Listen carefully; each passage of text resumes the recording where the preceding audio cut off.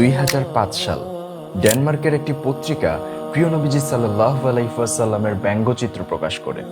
Saudi থেকে শাইখ খালিদ আর রাশিদ গর্জে ওঠেন।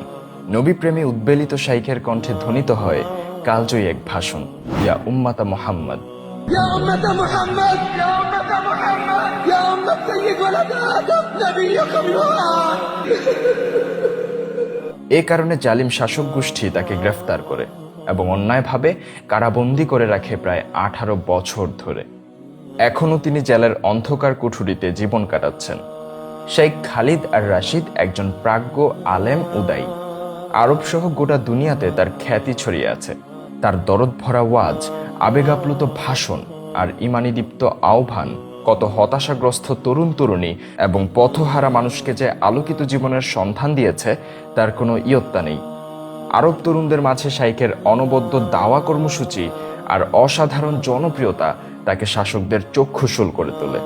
আর এ কারণে শাসক গোষ্ঠী শাইখকে বন্দি করে রাখলেও থামাতে পারেনি তার দাওয়া কর্মসূচি। তার ঈমানদীপ্ত ভাষণ, আবেগাপ্লুত ওয়াজ আর দরদ ভরা লেখাগুলো আজও পথ দেখাচ্ছে লাখো পথ ভোলা মানুষকে। শেখ খালিদ আর রাশিদের এমনই জীবন ঘনিষ্ঠ ও ঈমানদীপ্ত 7টি বই হচ্ছে আল্লাহ আপনাকে দেখছেন, হে যুবক ফিরে এসো রবের দিকে, শয়তান তোমার শত্রু, আল্লাহ তাওবাকারীকে ভালোবাসেন, দোয়ার মহিমা, পুণ্যময় আখেরাত, প্রতীক্ষিত মাহদি, দাজ্জাল ও ইয়াজুজ মাজুজ। ঈমানদীপ্ত এই 7টি বই সংগ্রহ করতে মেসেজ করুন এখনই